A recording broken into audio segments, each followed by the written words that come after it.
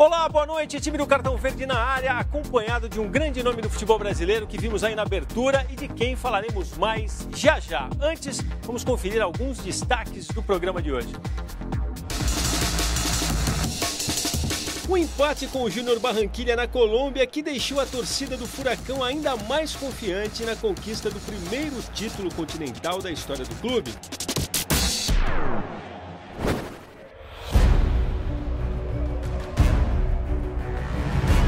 Os preparativos para o clássico que decidirá o título da Libertadores, visto como o jogo de maior risco da história da capital espanhola. Boca Juniors e River Plate já estão em Madrid.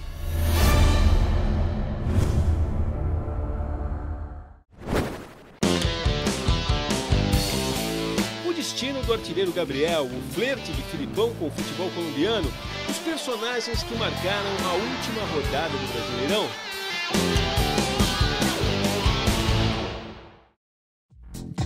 Bom, o futebol brasileiro não é mais aquele, dirão alguns. Realmente não é, mas a história anda pra frente, tudo muda nesse mundão. Não é só o jogo de bola, não. E eu digo a vocês, o futebol brasileiro teve um apogeu. O nosso convidado de hoje, sem dúvida, foi um dos seus protagonistas. Edu, ponta esquerda clássico, campeão do mundo, que se consagrou vestindo a camisa do Santos. É o tipo de jogador que nos últimos tempos me fez ouvir muito por aí.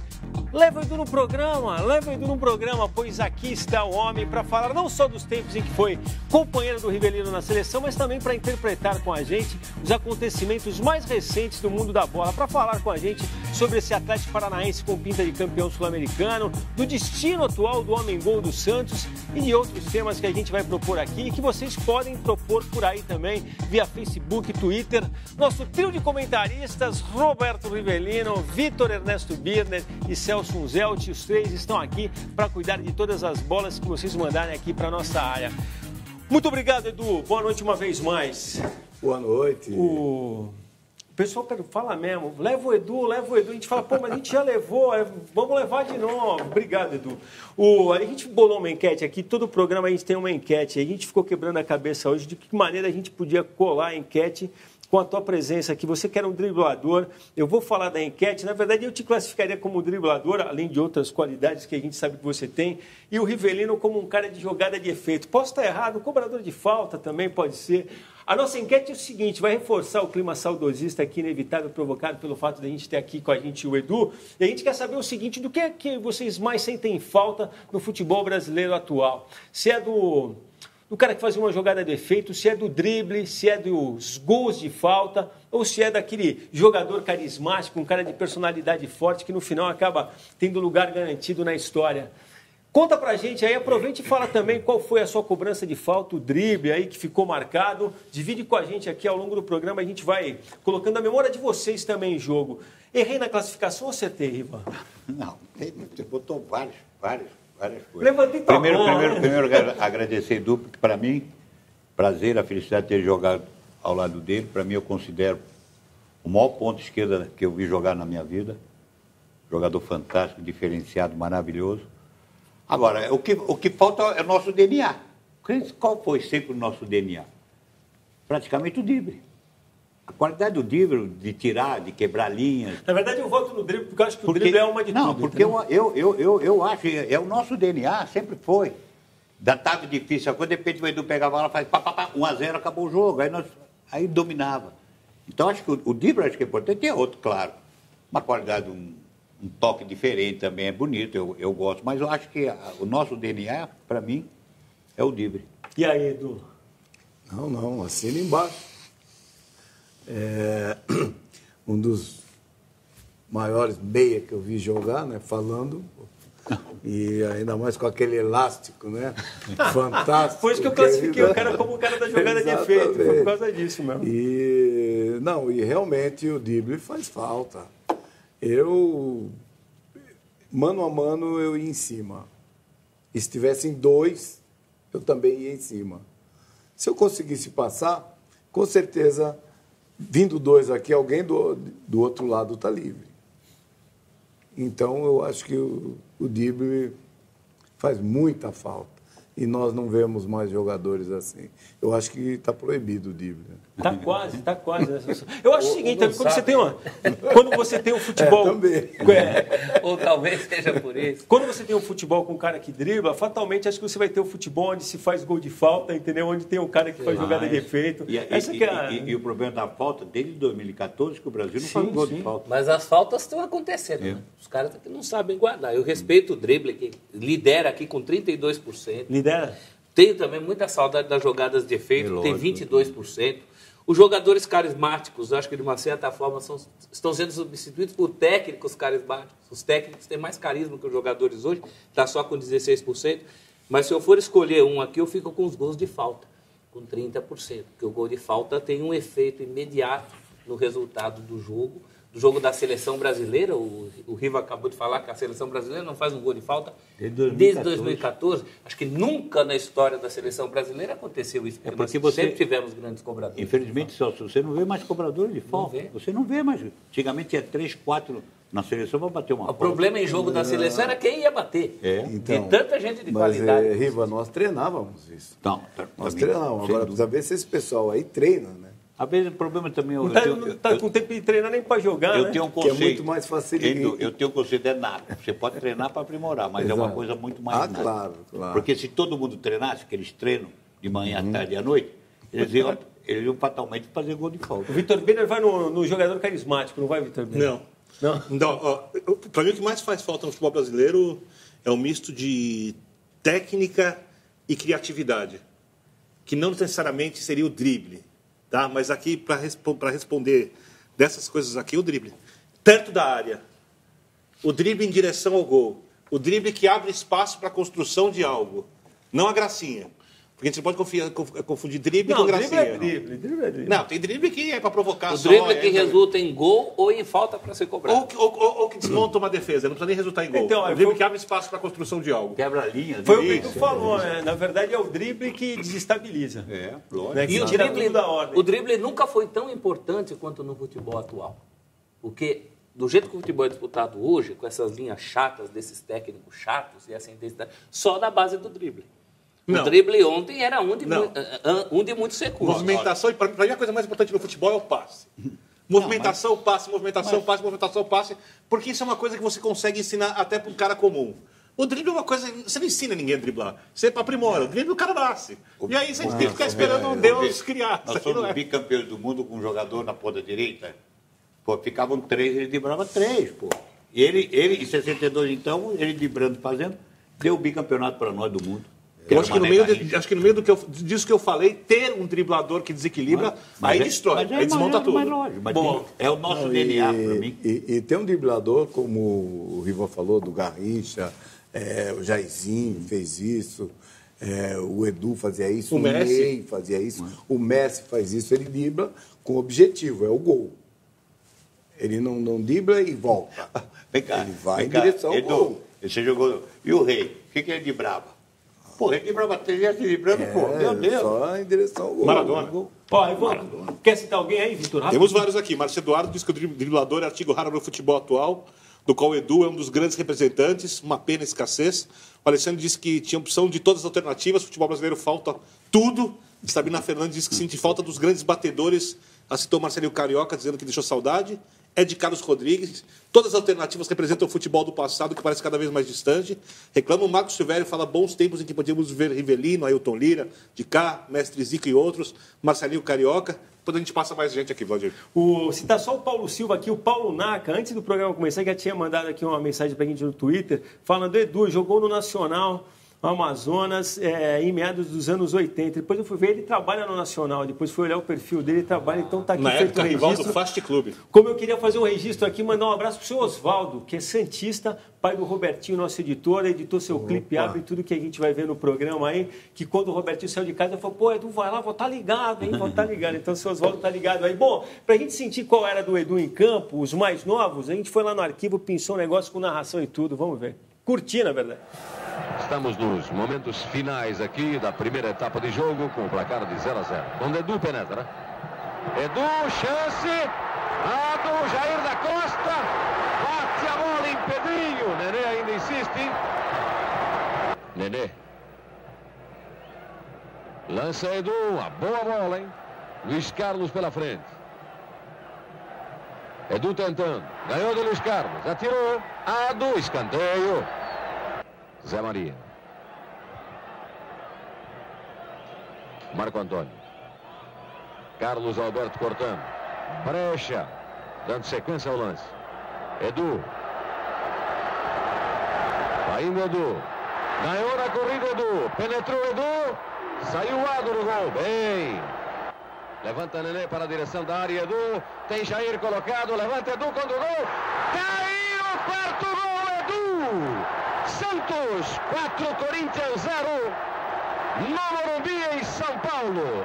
Levantou Edu. E levantou com muita malícia. Porque a estava adiantada. Ele observou. Não havia condição de defesa. Santos 4, Edu. Corinthians 0. Esse domínio de bola do futebol do salão, hein? Cadê hoje em dia? Então, vem aqui, meu. Pois é, é impressionado. O pessoal fala que o passado é um tempo sem angústia, né? Por isso que a gente gosta tanto do que passou. Mas é incrível que, no detalhe, na hora que você puxa a bola, quando eu tive vendo antes de entrar aqui, dá a impressão que a bola parou, mas você ainda dá uma agitadinha com a perna direita, ainda dá uma puxadinha nela para bater. É um negócio. Eu gostei mesmo da matada, que não é matada no lance anterior, que não é uma conduzida, né? Eu acho que o mais difícil Você gosta da matada, né? Na matada, normalmente, quem não sei se era o de seu Alves que estava na tua frente, porque ele falou, vai por dentro. Ele fez assim, quando ele tocou esse pezinho dele para cá que matou, você vê que... E aí o repertório.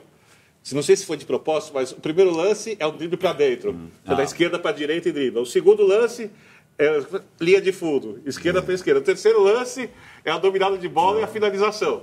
Quer dizer, que jogador hoje, que clube tem hoje? Me cita 5 jogadores com esse repertório dentro do país. Não cito Não estou nem falando da qualidade, estou falando do repertório.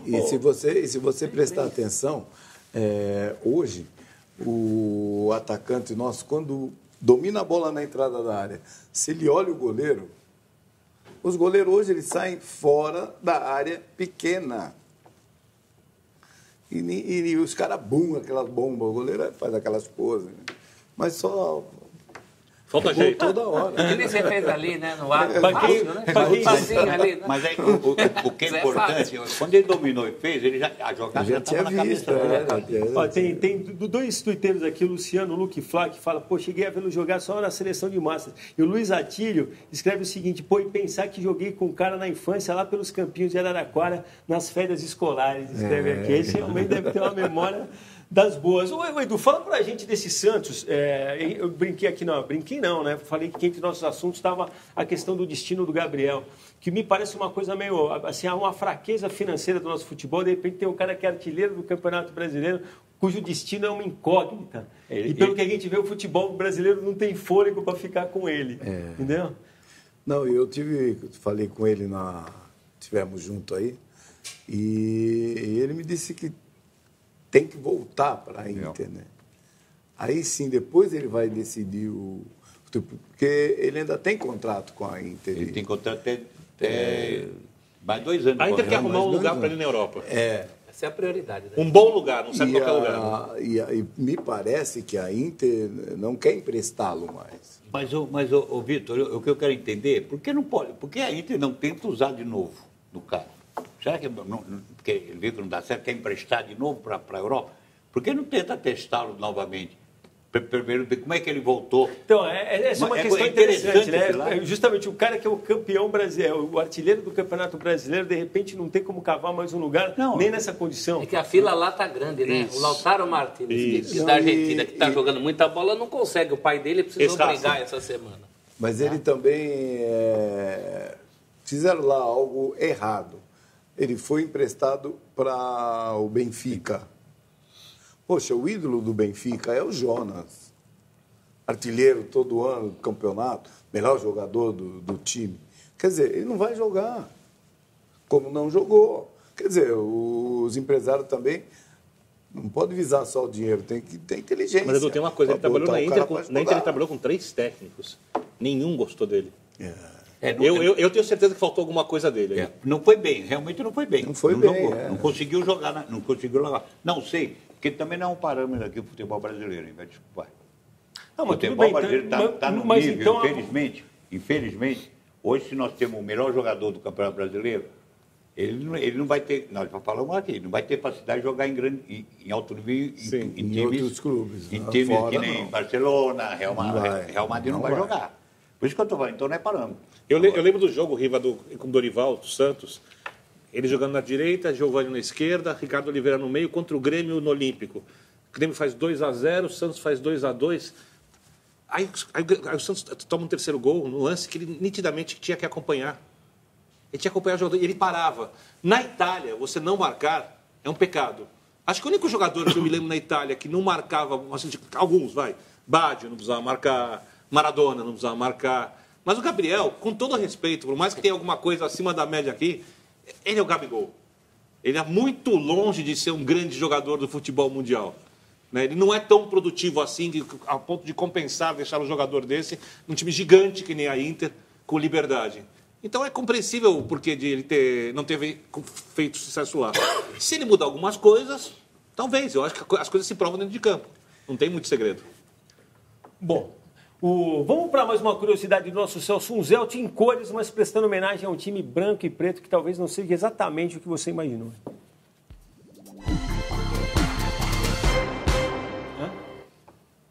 O Edu ainda não tinha chegado.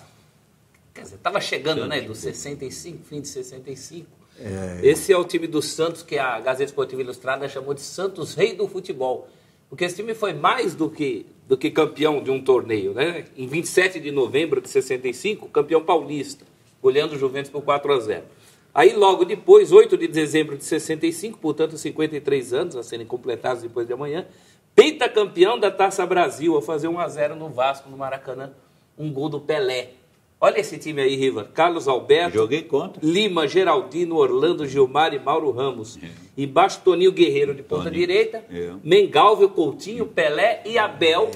Embora na final tenha jogado o Pepe. E ainda estava para chegar o Edu. Cheguei depois.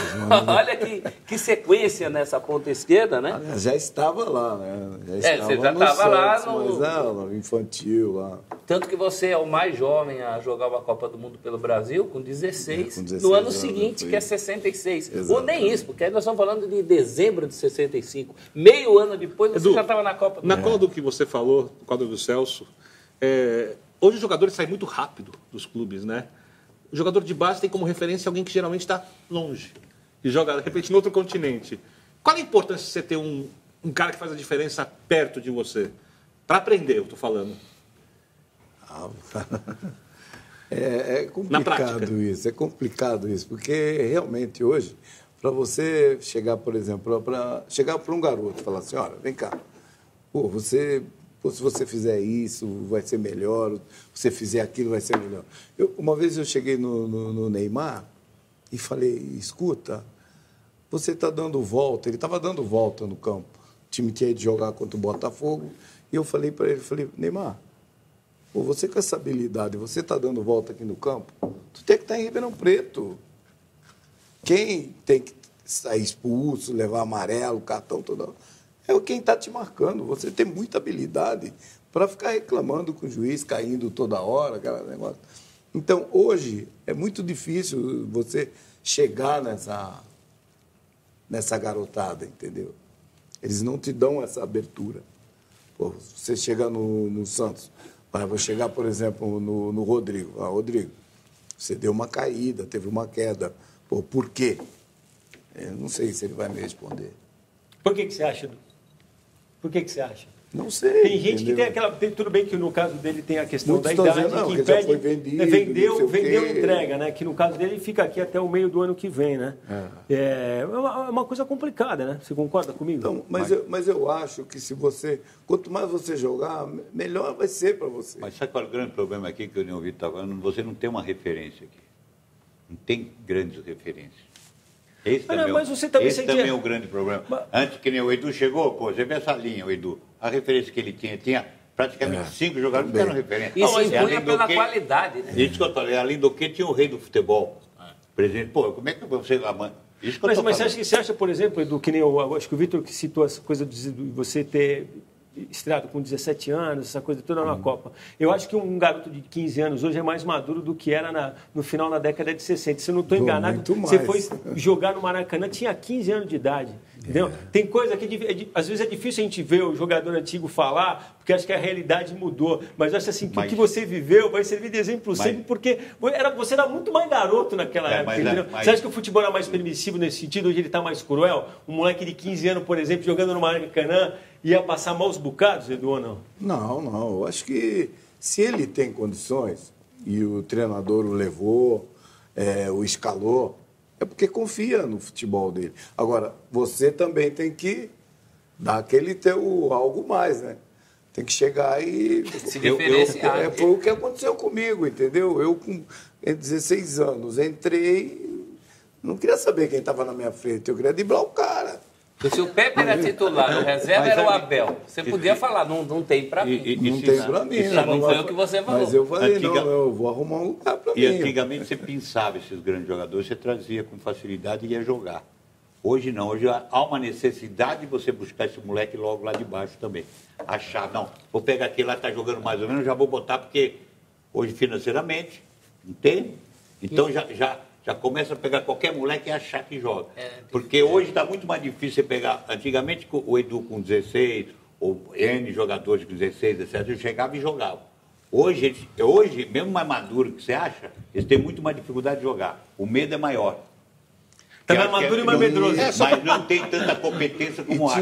Isso que é verdade. Tinha um detalhe importante, Riva, que na nossa época, por exemplo, o torcedor ia no estádio logo cedo para ver a preliminar.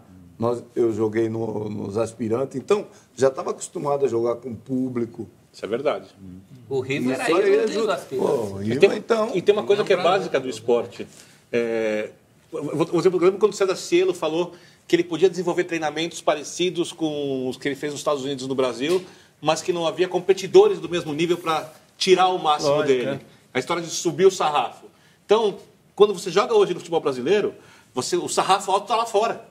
Então, eu acho que o jogador não desenvolve tudo que pode. E isso está intimamente ligado com o que o Celso acabou de falar, né? O nível de exigência que se tinha com o Edu, por causa dos nomes que ele tinha que superar para poder chegar. Fora a expectativa, porque qual era a expectativa do Edu? Ser um grande jogador no Santos, ser um grande jogador na seleção brasileira, não ficar pensando em Barcelona, nem Real Madrid. Hoje não. Hoje o objetivo está lá fora. Lá fora. Então o cara acha que tudo que ele faz aqui é menor. Objetivo não, o maior objetivo.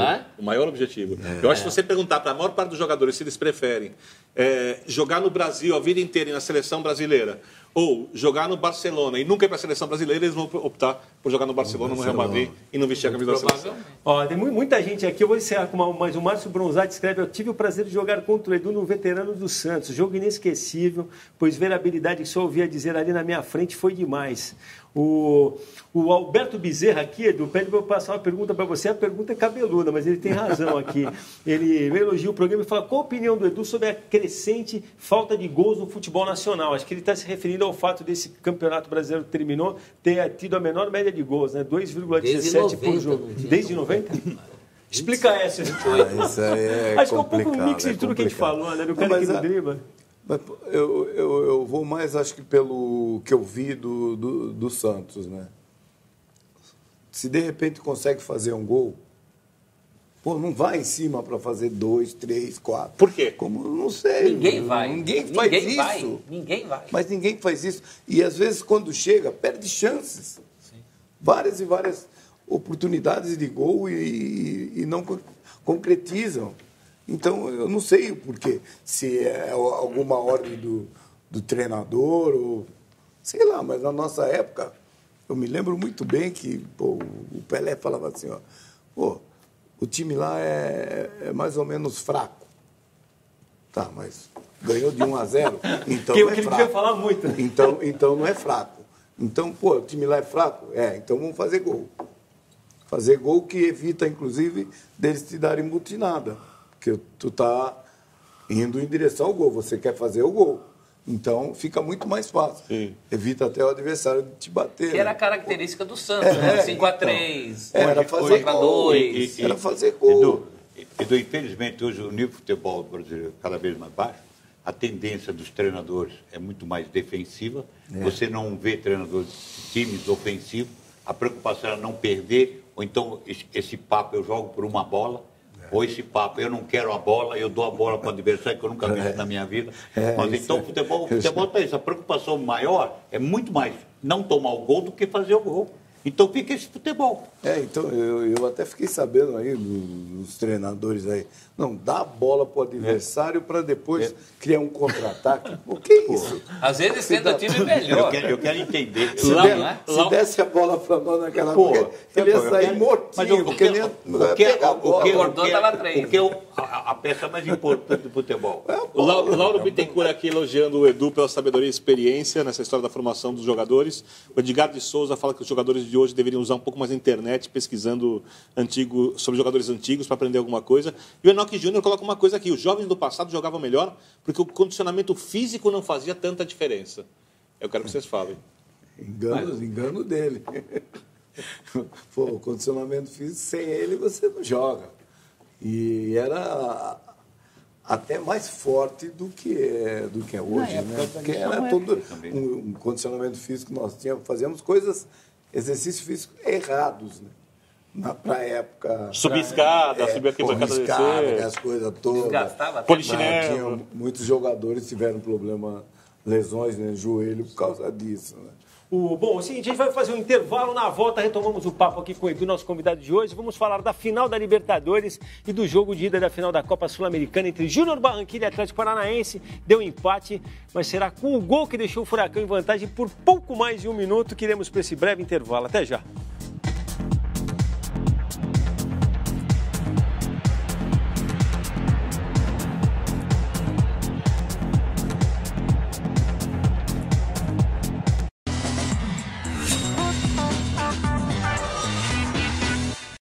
Rapidinho, o Cartão Verde está de volta, hora de conferir mais uma revirada dada no acervo do Riva. Aliás, essa garimpada, dessa vez, foi feita pelo próprio Riva e o que ele trouxe de lá é um registro muito bacana e que eu sei cairá no gosto de vocês também.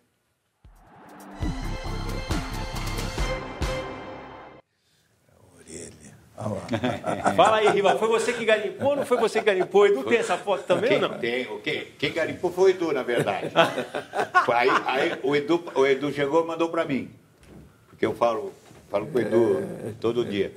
Aí o Edu, Riva, nós aqui em 74, na Alemanha, né? Que legal. Frio danado. O frio. Aí você falou, pô, Riva, você tem uma foto com o Edu? Foto, cara, esse aqui é meu irmão. A gente estava sempre junto. Eu até comentei com ele, Edu, eu quase não tenho foto com o Edu. Porque eu tenho uma coisa para contar aqui, que isso aqui, né? Para mim, maior ponto esquerda da vida. Quando o Zagallo assumiu a cabeça dele, olha a cabeça dele. Eu estava do lado dele, você estava do lado do Edu. Aí ele virou para mim, de repente, e falou, Riva, foi Edu, eu não jogo mais na seleção brasileira. E ele foi considerado, na eliminatória, o melhor jogador da seleção brasileira. Eu falei, pai, Edu, para com brincadeira. E de repente, entro no lugar do meu irmão. Mas são coisas da vida, mas essa foto aí ele mandou para mim, está guardada com muito carinho. Foi em 74 na Alemanha. Naquela concentração lá, Floresta Negra, né? Frio danado. Eu vou explorar a memória de vocês, Edu e Rivelino. E nas eliminatórias, em quantos jogos vocês tiveram ao mesmo tempo em campo? Foram poucos? Eliminatória? Qual foi? Contra a Colômbia. Que eu entrei, eu entrei de bola atrás, fiz gol. Posso falar um negócio para vocês? Aqui no jogo? Foi aqui? 6, Maracanã? Maracanã. 6-2 no Maracanã. Porque o saldo eu não mexia no time. Acho que eu fiz gol de falta esse jogo. Eu vou te falar, vocês estão com a memória afiada para boa. Sabe o que é o melhor de tudo? Que a gente tem esse jogo aí, na verdade eu vou pedir até desculpa para o telespectador, porque a gente teve que assumir. Na verdade o que a gente vai ver, está digitalizado, lógico, mas a original é um filme. E no filme, ao contrário do digital que está livre disso, tinha o dropout lá, que era a fita amassar, essa coisa toda. E por incrível que pareça, no final dos dois lances, vocês vão ver que tem um amassado no filme, mas nem por isso a gente vai deixar de ver, mas vocês estão bem de memória. Na verdade o Edu fez 6-2, a gente vai rodar as imagens aí, o Edu fez, a gente vai ver até o lance da falta aí, que eu não sei exatamente quem sabe, se o Edu lembrar aí, e é o terceiro gol, né, que o Edu vai fazer, ó, vai vir a cobrança de falta aí, ó. E olha o dropzinho no final da fita aí, mas dá para passar. E o Riva fez o 5º gol, que a gente vai ver aí na sequência. E gozado, eu nunca tinha jogado com o Pelé, então. Aí eu entrei... O Pelé não estava. Não, ele tirou o Pelé, então. Colocou o Caju. Botou o Caju. Olha o teu gol aí. Olha lá, vai jogar aqui no bico da grande área.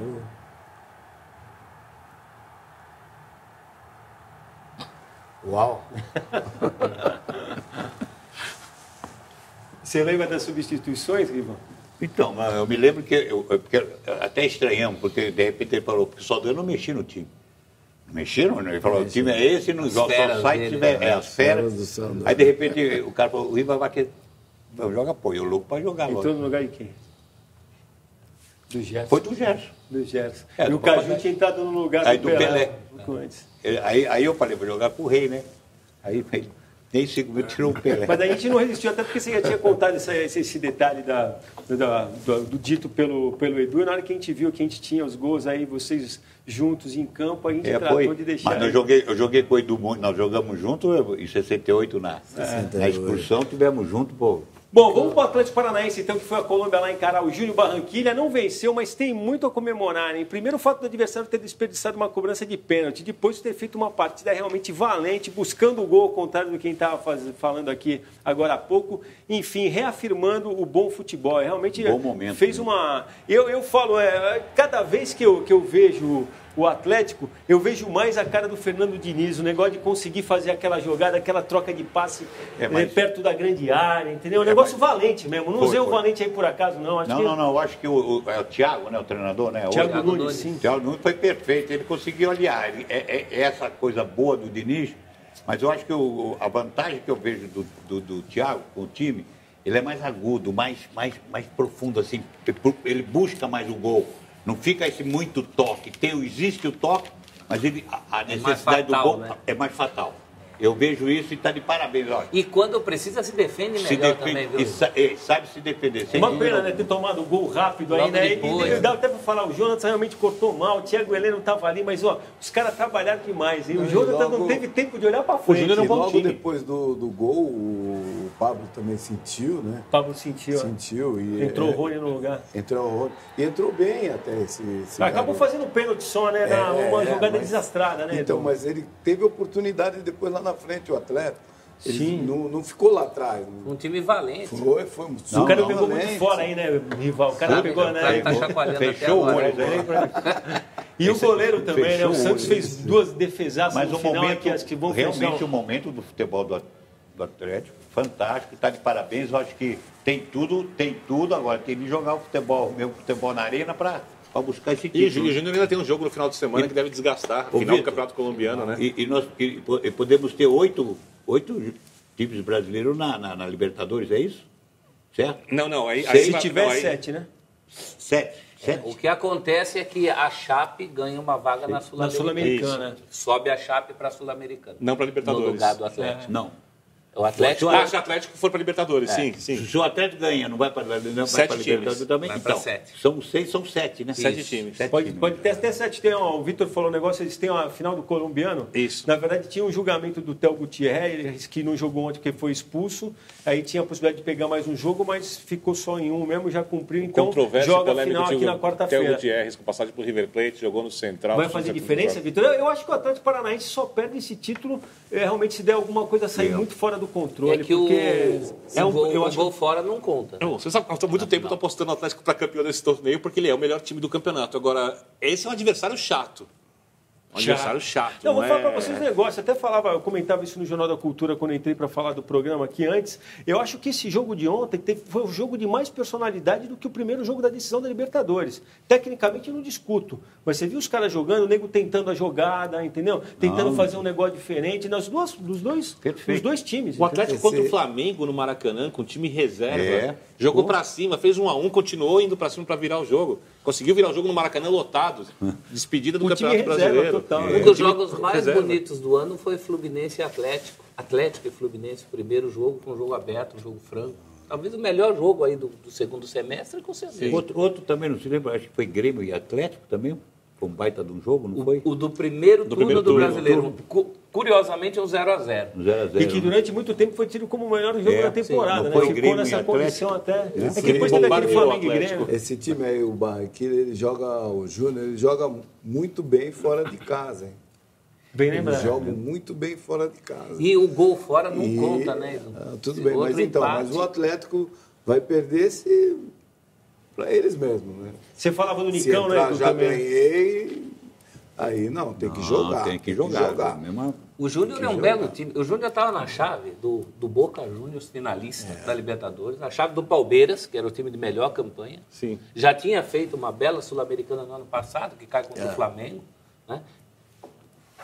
Eu vou falar uma coisa, a gente fala aqui bastante sobre o futebol de outros tempos, agora, uma coisa me chamou a atenção ontem, não sei se vocês repararam o detalhe, a gente vai ver aí, diz aí se o placar do estádio em que jogaram o Júnior Barranquilla e Atlético Paranaense é retrô ou não é, dá uma olhada aí. A gente está vendo de longe, fala a verdade. Vai de basquete. mas dando tempo... Meia volta, um estádio que é bom para a gente ver, né? Porque a gente teve a Copa aqui no Brasil e os estádios serão devolvidos depois para os governos depois de 30 anos. Esse estádio aí tem 32 anos, né? Ele começou a ser construído para a Copa, que podia ser a de 86, lá tinha aquela coisa de ser na Colômbia, ficou. Então, os estádios daqui 30 anos vão estar mais ou menos com esse tipo de defasagem, se não tiver maior. Mas eu queria aproveitar esse gancho, Edu, para falar, porque tem esse flerte do Filipão com o futebol da Colômbia, que eu, na verdade, não vejo tão substancioso assim, mas dá para ver que tem um gap, não tem, Rival? Eu acho que ele não sai. Não sai? Meu ponto de vista, não sei. Eu acho que vai para um... É uma seleção que ele vai disputar o quê? Mas não sai porque a Colômbia não paga ou não sai por ideologia? De que, pô, não, eu acho que ele não vai sair. Eu acho que pode ser tudo para coisa, mas eu acredito que o Filipão vai continuar no Palmeiras. E não é a cara dele. Eu também acho. E outra coisa, eu acho que ele já não está mais afim de dirigir seleções. Eu não acredito que ele vá sair do Palmeiras para tentar a Colômbia. E como o Riva falou, ganhar o quê? Não. E qual o objetivo, né? Se fosse um ano de Copa do Mundo, mas é um ano de Copa América. E não é o estilo do Filipão. A Colômbia é o anti-Filipão. Não. Até me surpreendi que uma pesquisa mostrou que o pessoal na Colômbia gosta do nome do Filipão, mas mais porque é um vencedor, não por estilo de jogo. Acho que ele agradaria a qualquer seleção sul-americana. Sim, mas o Filipão é mais Paraguaia, Uruguai, pegada, não é Colômbia. A Colômbia é o futebol. Só uma correção aqui, apenas um rapaz latino-americano lembra, são 8 clubes. Olá. Porque a gente esqueceu de incluir que tem o Cruzeiro, campeão da Copa do Brasil. São 8 6 pelo brasileiro, 6 pelo brasileiro, campeão da Copa do Brasil e da Sula, se for o brasileiro. Pode ser 8. Aproveitando aqui, o Adriano do Tavares Nunes reclama que o futebol está cada vez mais feio, da freguesia do Ó.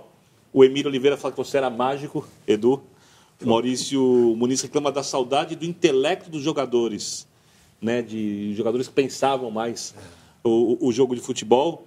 E Lucas FR, na nossa votação, Vladir, quem não votou na enquete, procura lá no Twitter, no Facebook sobre ela, diz que está reclamando de você, Vladir, que faltou a opção todas as anteriores. Falta tudo. Falta tudo. Não botamos aí, senão ela ia ganhar de disparado.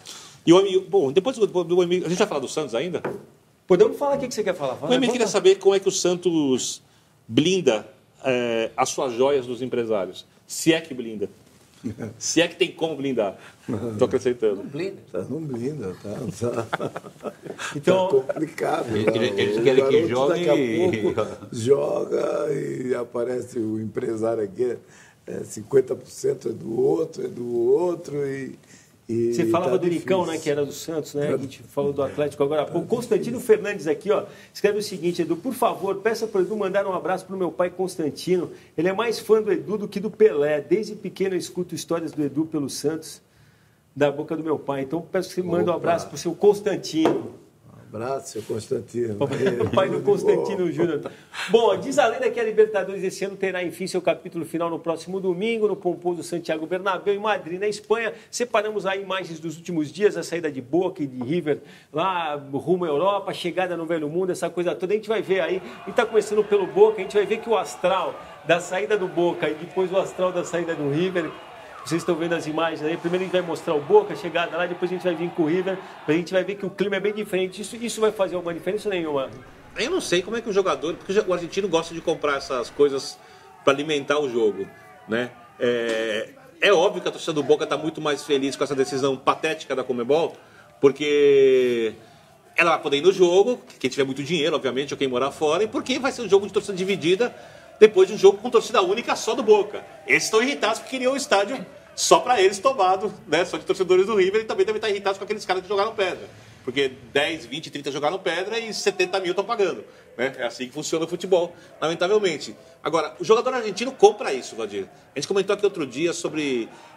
contei um dia, por exemplo, do Corinthians São Lourenço, jogador de São Lourenço entrando para ver a torcida do Corinthians na frente dos Gaviões do Pacaembu, olhando aquilo antes do jogo começar, para eles voltarem para o vestiário. Eu acho que os jogadores do River vão estar mais mordidos por conta disso. Mas se isso significa alguma coisa dentro de campo, eu acho que nada. Porque é um clássico, é um jogo muito igual, numa final que, para mim, aí é uma coisa pessoal, a final que é a mais grandiosa, se tornou a final mais chata da história da Libertadores de todos os tempos. Claro, para mim, gelou. Ficou aguada, né? Para mim. Não, eu acho que o River tinha tudo para vencer. Agora eu confesso para vocês que eu não sei mais. Eu teria apostado no River se o jogo fosse em Luiz e tivesse acontecido aquilo.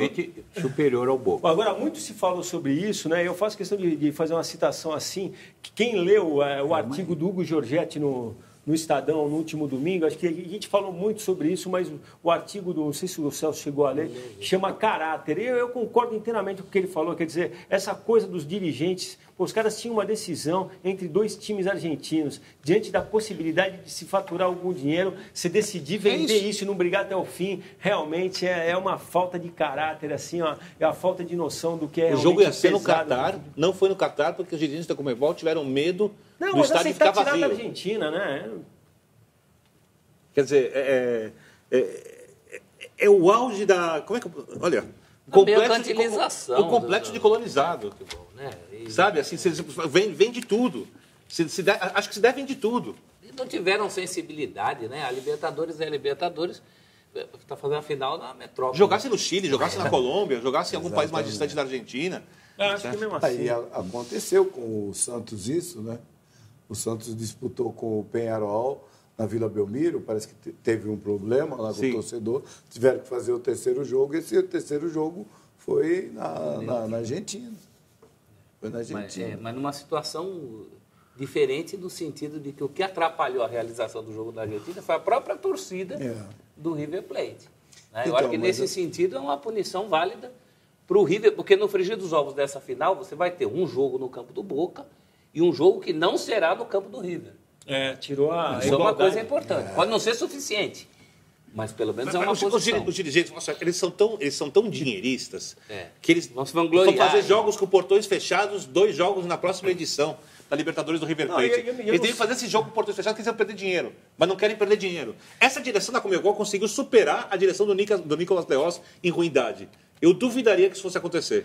Aí essa questão quando o River se falava que de se recusar, era justamente um dos argumentos era esse, que a escolha fora tirava a igualdade das partes. Realmente mas tira, aí né? o dinheiro falou mais alto. Agora tem coisas que são descabidas, né? Mas eu acho que o correto seria dar um título pro Boca. Então, isso foi julgado hoje também, tinha esse pedido também por parte do Boca, a Conmebol também julgou hoje, como tinha julgado a questão do Theo Gutierrez, que a gente já falou, e na verdade negou, vai ter o jogo. Mas você tem que provar que a culpa é da instituição. Não vai provar. Agora, tem algumas coisas que são malucas, né? A instituição que julga. Você viu o negócio do Dizeu lá, do cara que é o capo da Lador, sei lá. Que já conseguiu, pode viajar. A justiça autorizou o cara a ir para a Espanha. Na verdade, ele não vai viajar porque o segundo cara, né, o capo lá, e na verdade já bateu na Espanha e foi deportado. O Maxi Zamaro. Então ele falou que nem vai viajar. O chefe da Barra Brava. Tem valores a respeito por quanto eles venderam o jogo? Não, ninguém sabe. O que é um absurdo, não tem também essa transparência também. Agora é uma pena, porque esfriou a final. Distanciou. Não, mas é lógico. Virou um jogo hoje. Virou uma final, um jogo só, até porque o primeiro empatou. E todo torcedor do River e do Boca tem condições para... Não, aliás, nem seria do Boca, só do River. Eu acho também que, na verdade, acabaram comprando uma briga. Por exemplo, eu estava lendo os jornais espanhóis falando que é a partida mais de maior risco da história da capital espanhola. Claro. Assim chamou. Será que é mesmo? Até porque o Bernabéu está acostumado com o turista, não está acostumado com o torcedor de futebol. O próprio torcedor do Real Madrid, fora o raiz ali de Madrid, é o cara da almofadinha, que bota a almofadinha. É um baita esquema, né? O Boca treinou hoje Mas você acha que eles iam abrir esse espaço lá, se não tem uma segurança? Você acha que lá o pau não vai comer, não é diferente? Não, é trabalho, né? Mas aí você compra um negócio, não, em termos, estou falando em faz termos o governo, né? Faz o povo espanhol, de certa forma, arcar também com uma despesa, porque a segurança nacional... Pra você ter uma ideia, na verdade, completando a informação, o Boca já treinou hoje, né?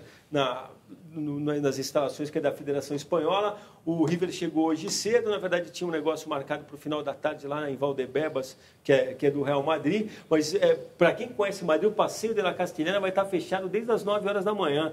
Na verdade, eles vão isolar total. Os do Boca chegam, se não me engano, pela ala sul e os do River pela ala norte, e vão fazer uma zona de seguridade, que eles chamam, que é para não ter como... Imagina lá. Agora, imagina esse jogo em Buenos Aires, então. O que ia acontecer? Eu acho que vai acabar tendo problema em Buenos Aires, mesmo com o jogo sendo na Espanha. Com certeza. Isso que eu estou falando. Certeza. Imagina você, pô. E sem você ter ideia de onde vai ser, porque pode ser em qualquer canto da cidade. Em qualquer canto da cidade. Bom, vamos fazer mais um intervalo e se prepare, porque na volta vamos fechar a conta do nosso palpitão e, claro, retomar o papo com o nosso convidado de hoje, o ponta esquerda, campeão do mundo, Edu. Não vamos perder a chance, vamos para o intervalo com mais um dos tantos lances bonitos que o Edu desenhou em campo e que seguem na memória de muitos torcedores. Olha o Edu aí.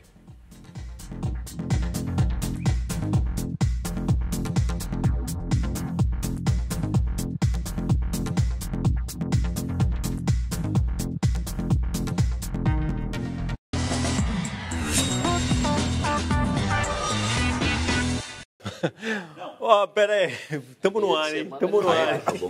Hoje não tem palpite, o Brasileirão chegou ao fim, mas ainda podemos nos divertir com o que foi dito aqui na última quinta. Então divirtam-se, lembrando que o jogo em questão terminou 1-0 para o Fluminense.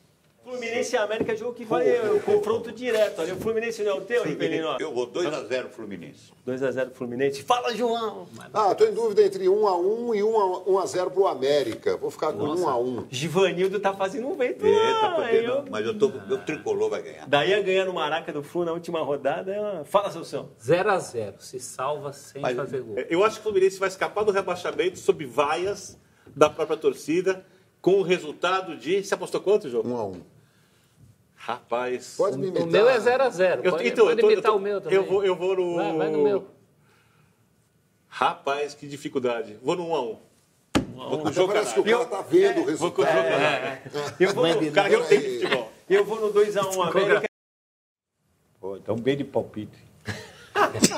Tão bem de palpite. Você tá Viva pelo menos acertou o vencedor. Rivelino, você conseguiu, hein? Jogou contra ninguém, só o Vitor Miller conseguiu lhe fazer frente e chegou na... Até as bolinhas amarelas eu consegui também. 3 bolinhas amarelas. 3 bolinhas amarelas. A gente vai dar um jeito de... Eu acabei tendo que tomar decisões aqui, estapafúrdias, de não deixar repetir, mas a gente vai corrigir isso aí, não só com relação ao regulamento, como ao comportamento também. O Luan na cara do goleiro, a virada de mesa, contra tudo e todos. Não, e aí vocês falaram de uma coisa legal, vamos aproveitar aqui, até eu vou chamar para mim, pelo menos, teria sido um dos principais personagens da última rodada do Brasileirão. Vamos ver se vocês concordam. O nosso personagem. O goleirão? Tá aí, vocês concordam ou não? O Júlio César, que na verdade deu uma forcinha pro Rivelino. Forcinha? Se fosse só o pênalti, mas teve muito mais que o pênalti. Não, mas foi. Realmente, o moleque... do jogo. Né? E essa bola também foi incrível, não? E vinha jogando bem. Eu acho que você combinou com os partidas caras, também. Não, estamos jogando muito bem esse garoto. Por um outro ponto de vista, o nome do jogo foi o Luan, que perde o pênalti, perde o gol feito e perde a bola no lance do gol do Fluminense. Eu tenho, o Emilson Nunes Costa aqui, escreveu o seguinte, eu leio isso. Caro Edu, eu estou com 55 anos de idade, meu falecido pai era um tremendo seu fã. Ele dizia que você, às vezes, não chutava a bola no gol. Você simplesmente a colocava com precisão no gol. Vladir, por favor, leia essa homenagem ao Edu. Está lido aqui. Luz Antônio, Vladir. Luz Antônio. Edu, Jonas Eduardo Américo, maior e melhor ponta esquerda de todos os tempos. Fui muito em estádio só para ver Edu jogar. Aliás, dessa vez estão os 2 melhores jogadores que eu vi jogar, Edu e Rivelino, depois de Pelé, é claro. Opa, obrigado. Obrigado. E nessa coisa do brasileiro, a gente já falou do Atlético Paranaense, né? Eu não sou muito de resgatar as coisas assim, mas acho que a gente está caminhando por um negócio. Essa semana eu vi o Muricy Ramalho no no Bem Amigos, o pessoal até brincou que ele ficou pistola, tudo, que ele estava falando, tem muita gente aqui falando do Carille, da chegada, a informação que eu tenho é que realmente na semana que vem ele está aí, dia 14 e 15, assim que acabar o primeiro turno, e o Muricy falava que, na verdade, os técnicos mais rodados tinham sido todos colocados na mesma bandeja, aquela coisa toda de que os novos estavam aí e não estavam provando nada, e uma determinada hora ele perguntava, quem está aí? No final, eu acho que tem muita gente vindo aí. O próprio Thiago Nunes, que você falou, o Odair Helman, né? O Zé verdade, Ricardo, quando a gente velho, imagina, o Zé Ricardo, quando a Ricardo. gente imagina que os caras não têm rodagem, realmente não tem rodagem, e sem resultado no futebol brasileiro, ninguém se segura. Nem o cara mais rodado. O cara mais rodado vai ter uma gordurinha a mais ali. Pode ter uma gordurinha E a mais. mesmo os caras que não ficaram como o Loss, como o próprio Barbieri, se você for ver a trajetória deles, talvez eles não tenham e não tenham a cancha,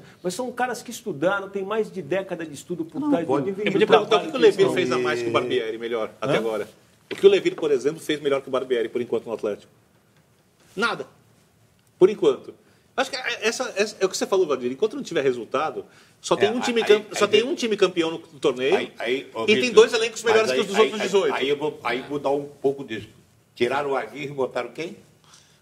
O Jardim. O que ele fez também? Aí já... Mas então é tudo Então, são várias visões. Aqui, Não, eu infelizmente, disse isso, Riva, só para tentar mostrar que tem um outro caminho sendo tem outro trilhado e que os caminho, nomes mas estão aqui aparecendo. tem um problema muito sério. Não existe trabalho. Não existe planejamento. Existe resultado. Você joga por resultado. Você ganhou, você é bom. Você perdeu, você não é mandado embora. Infelizmente é isso. Infelizmente aqui é isso. Faz um trabalho. Não ganhou 2, 3 jogos. Que foi o que fez a fama do Carille, que é o que mais deu certo. Isso. Ele teve para cair no jogo contra o Brusque na Copa do Brasil. Um pênalti que o Brusque chutou fora, ele está aí, viu? Se aquela bola entra, não sei se tinha Carille. Se o Mano Menezes perde aquele jogo maluco contra o Náutico da Batalha dos Aflitos e o Grêmio não sobe... Talvez não fosse não com técnico de primeira divisão na vida. O próprio Filipão, quanta bola bateu na trave da vida dele. Futebol. Até nesse aqui. O Tite, quantos anos ficou para provar? O Tite era para ser mandado embora, o Andrés bancou, de repente ele tem a felicidade para campeão do mundo. Magnada na carreira dele. Era técnico de São tudo. Caetano, para salvar Corinthians e Palmeiras em rebaixamento. E essas novidades, né? Tem que existir essa renovação. Eu acho que é importante. Entendeu? Porque, poxa, como começou, né, o Muricy, como começou o Vanderlei Luxemburgo, tem que ter oportunidade. E na verdade, acho que tem 2 coisas aí, né? 2 caminhos, né? Do um apontado pela coisa do triunfo do Filipão. Porque realmente a gente tira o chapéu, o trabalho está aí, o título tá ganho. Agora, é um estilo de trabalho que tem a ver com tudo que foi feito antes. Você concorda comigo? Eu acho que essa fragilidade que se mostra, quer dizer, o triunfo do Filipão, na verdade, deu voz para as pessoas que, na verdade, como é que eu vou dizer? Gosta do futebol conservador. Apenas. Exatamente. E ao passo que o insucesso de um cara como o Jair Ventura, por exemplo, também, por outro lado, reforça esse tipo de coisa de que você, para realmente conseguir um grande título, tem que botar um cara lá muito rodado, entendeu?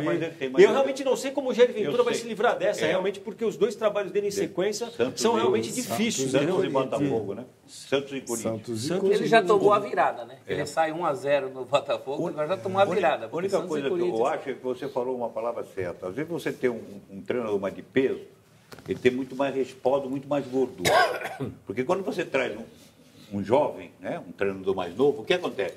Ele perdeu 3, já existe conceito, não, pode mandar embora.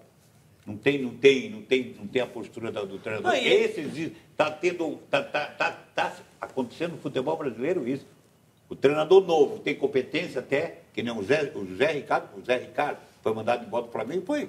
Por exemplo, o Dorival melhor que o Barbieri no Flamengo. Sem dúvida. No Atlético, sai o Thiago, entra o Levir, eu acho que não acrescenta nada. Bobagem tirar o Thiago do Atlético. Então é tudo muito, sabe, assim, não existe uma verdade absoluta. E o Levir também passou, né? Também foi um sufoco, né? Porque se tivesse saído um gol naquele sábado... Vai saber. Né? E o Muricy fica bravo. E quando ele assume, ele ainda fala uma frase que eu não vou esquecer nunca, que ele falou para os torcedores, pode ir comprando remedinho que vai ter emoção. É porque também com esse problema do Carille que deu certo, né, de uma certa forma no Corinthians, então ele às vezes traz, aí não Então, e é mais fácil, até se torna mais fácil ele mandar embora. E acho que tem uma outra questão também que vale a pena a gente falar, até pedir para a Ju, se a Ju tiver aí, na verdade o caderno de esportes do Globo na segunda trazia isso, que mostrava a situação do futebol do Rio, né? Com o Vasco e o Fluminense se livrando em cima da hora. Essa capa aí. E na verdade isso é uma coisa que serve um pouco para o futebol de São Paulo também, né, Edu?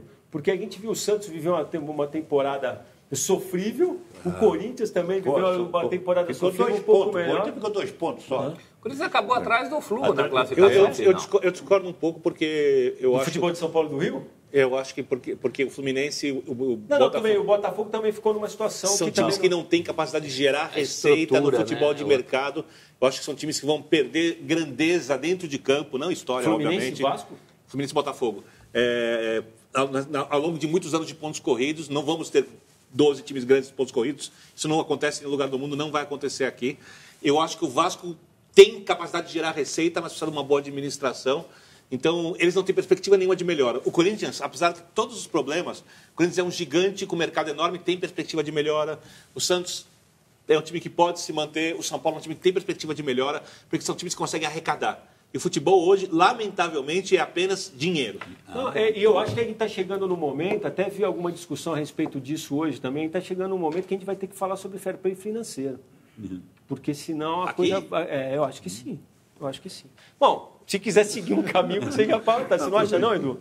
Eu acho que o abismo entre os times que podem e os que não podem está ficando cada vez maior. E mesmo dividindo o dinheiro como querem dividir, a fatia que vai ficar para depois, que vai ser ligada àquela questão de audiência, vai acabar caindo no bolso dos grandes. E é uma fatia grande. O próprio dinheiro que a federação, as TVs davam já estão diminuindo. Né? E agora não tem antecipação, né? Você não pode antecipar, você não sabe qual é a tua colocação. Vitor, qual o último campeão brasileiro carioca? Fluminense, que ano? 12.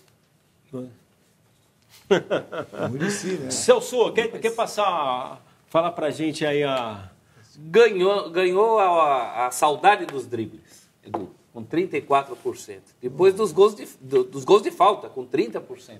Jogadas de efeito com 23%. E jogadores carismáticos só fazem falta para 13%. A gente falou do palpitão, deixei de citar o Emerson Teixeira, que cravou na cabeça Fluminense 1, América 0. Alguns que acertaram o vencedor, como o Rivadão Carvalho, Thiago Tag, o professor Vieira, Márcio Francisco, Gabriel Quartas, Fernando Ramires, Thiago Moya. Fala só rapidinho. Só dar um salve aqui no pessoal, que eu não consegui ler as mensagens. Paulo Pacheco, Pedrão Neto, Muramasa, Edgar de Souza, o Thiago Tag, que você já falou, o Marcos Albuquerque, a Letícia Alves, a Sabrina, já falei dela, Fernandes, está sempre aqui com a gente, Marcelo Ramos, André Braga, Vicente Barbosa, Henrique Souza e a Rita Ram. Vai ter prêmio vinho, vai? Campeão? A gente pode pensar nisso depois, se você ficar bonzinho, a gente paga. Vamos dar aquele famoso vamos dar um garrafão de E eu fecho aqui, tem um minuto, Edu, vou te passar a pergunta do Cláudio Laus também, que é um telespectador assíduo aqui de São José do Rio Preto, que fala, Edu, você se lembra do lateral direito Paulinho do América aqui de Rio Preto, que marcava você implacavelmente? Eu lembro, lógico. O Paulinho, inclusive, mora na Praia Grande, a cidade assim, é uma coisa assim. Começou no Santos também, conosco lá. E era um marcador implacável mesmo, Edu? Ele tentou marcar. Eu imagino que muitos tentaram, viu, Edu? Eu não queria ter essa missão também, não. Obrigado mais uma vez, meu velho. Obrigado. Valeu, Roberto Rivelino. Aqui a gente vai providenciar seu vinho. Não fica triste, por favor. Merecedor, né? Pelo menos uma garrafinha de vinho pra gente brincar. Um garrafão daquele de boa tradicional. Apesar dele ser dono da maior adega aqui entre nós, aqui, a gente vai arrumar um vinho da sua adega. Por isso mesmo. Vitor Birner, Celso Zelt, aquele abraço. Bom, no nosso encerramento de hoje, lembraremos do doutor, companheiro de ontem sempre, um salve para o Magrão, que vai se encarregar também da trilha sonora. Fica aqui uma homenagem à memória do nosso querido doutor Sócrates, que há 7 anos nos deixava, data que a gente não costuma comemorar, mas Sócrates está com a gente hoje e sempre. Obrigado pela companhia, o Cartão Verde volta na próxima quinta, 10h30 da noite. Juízo, torcida brasileira, aquele abraço.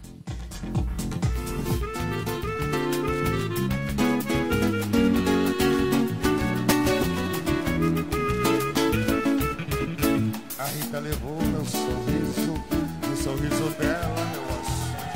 Levou junto com ela o que via de direito, arrancou-me do peito e tem mais. levou seu retrato, seu trapo, seu prato, que papel. Uma imagem de São Francisco e um bom disco de Noel. A Rita matou nosso amor de vingança, nem herança deixou. Não levou um tostão porque não tinha não, mas causou perdas e danos. Levou os meus planos, meus pobres enganos, os meus 20 anos, o meu coração. Além de tudo, me deixou mudo, um violão. A Rita levou meu sorriso, no sorriso dela meu assunto. Levou junto com ela o que mente direito, a fome do peito e tem mais. Levou seu retrato, seu prato, seu trapo, uma imagem de São Francisco e um bom disco de Noel.